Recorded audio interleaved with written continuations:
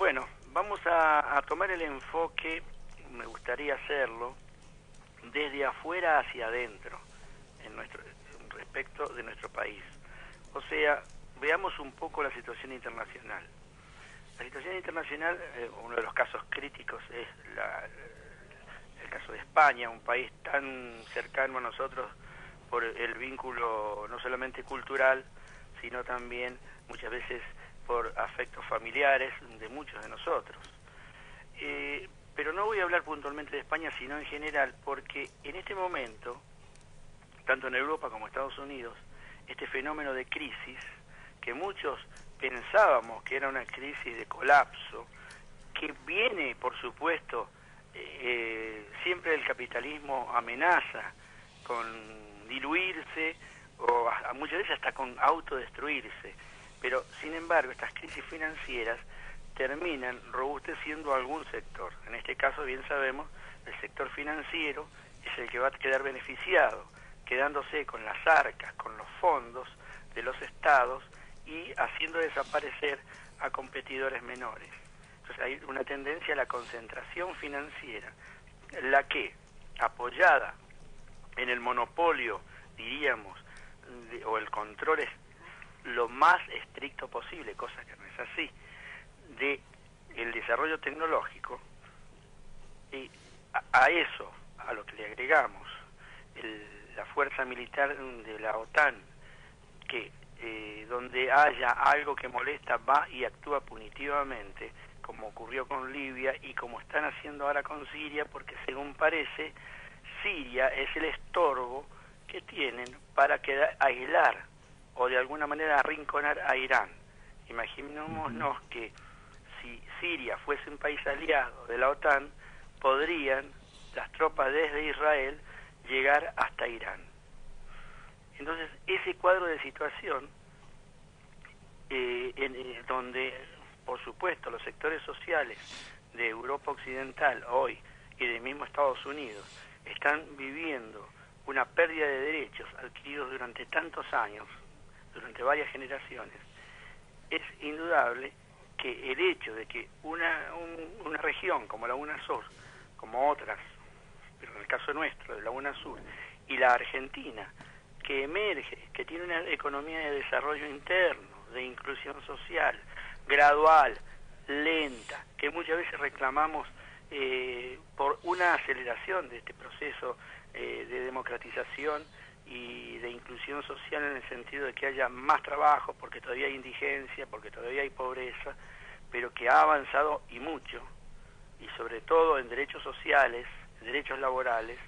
Entonces aparece como algo que molesta a los grandes intereses internacionales. Y bueno, puede ser que en este momento, donde pareciera que permanentemente hay un relevo, ayer fue el conflicto de la UTA, los choferes de larga distancia, y como el caso específico de la terminal de ómnibus de Buenos Aires, donde parece que hay un complot del concesionario de la terminal, más las patronales, todos acordados en molestar a la gente, en generar un acto de desprecio público hacia las autoridades, ¿no? Y apoyado, por supuesto, por los medios hegemónicos. Anteriormente habíamos tenido el famoso paro de Moyano, cerrando las salidas de la distribución de combustible, y o por ejemplo paros intempestivos en distintos sectores, como acá en el caso de judiciales. Indudablemente hay como una tendencia a, como si hubiera de alguna manera, apoyándome un poco en teorías conspirativas, como si hubiera un comando que manejase todo esto desde algún lugar, porque es indudable que hay como un relevo permanente y aparte marcado por los medios hegemónicos de ataque al gobierno desde sectores sindicales, desde sectores de protesta o de, diríamos, disconformidad.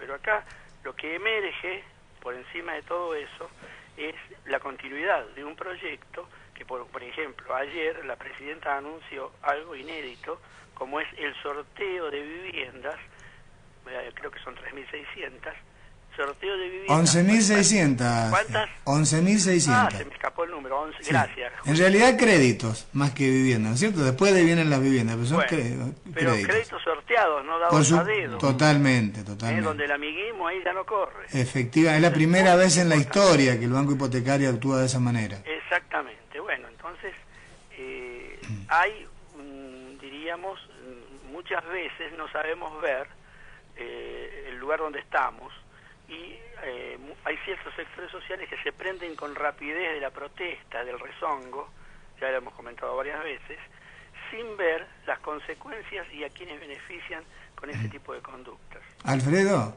sí. En el afán de reforzar tu punto de vista cuando analizaste las últimas incidencias políticas ocurridas en el mes de julio, y para que te quedes tranquilo, porque vos, por tu, digamos, permanente inquietud de mostrar honestidad en lo que pensás, lo cual no significa que no sea subjetivo y que, por supuesto, tengas una visión parcial como todos en el mundo, pero por tu honestidad dijiste, puede haber, a lo mejor, alguna visión conspirativa.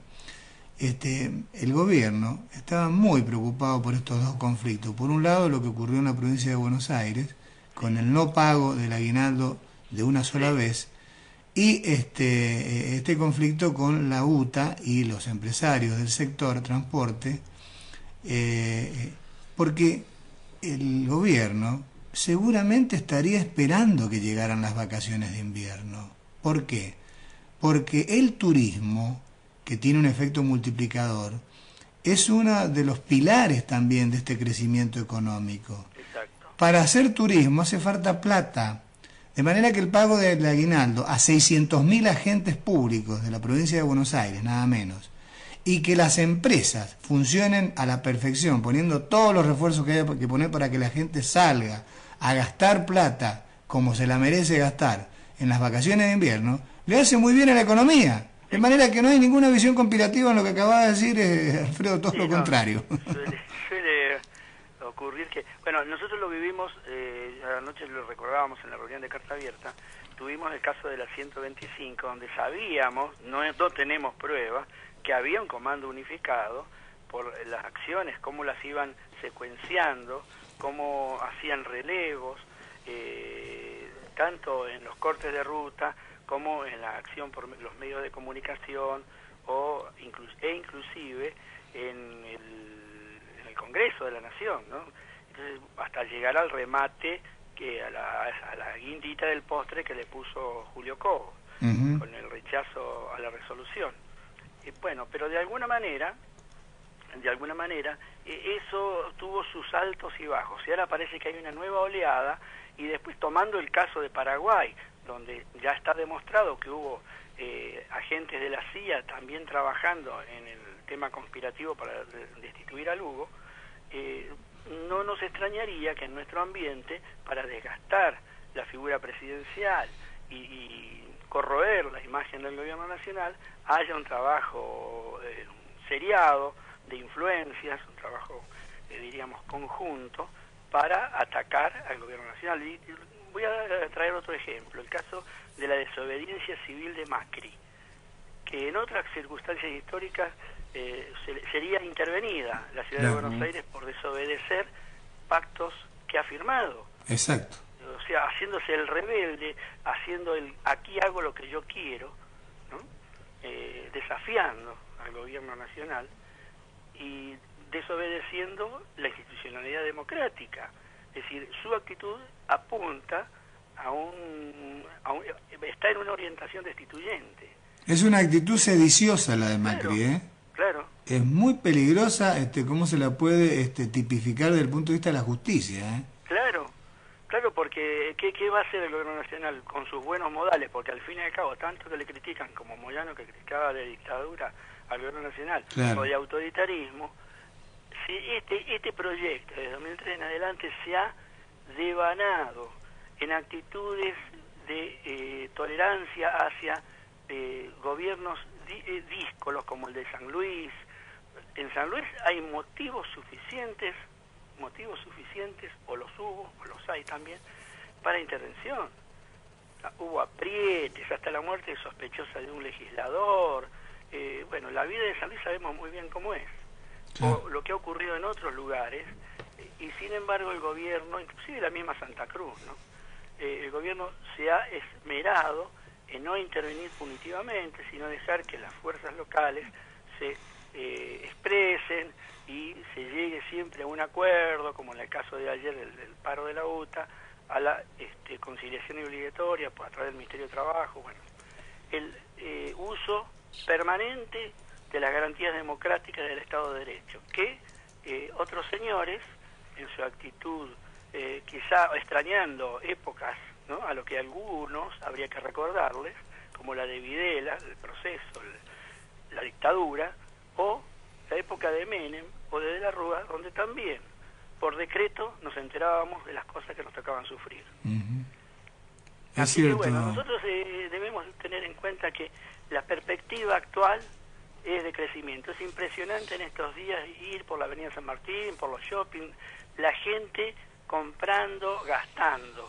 Es decir, y algunos agoreros dicen, ay, es que todo está tan mal, porque se les incorpora el virus, porque realmente hay consumo.